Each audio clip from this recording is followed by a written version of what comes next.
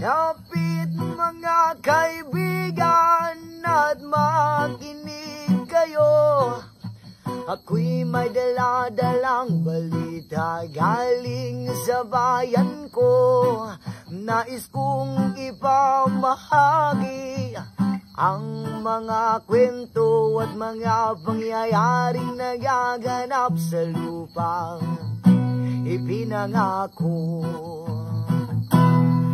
Ang lupang pinanggalingan ko'y may bahid ng dugo.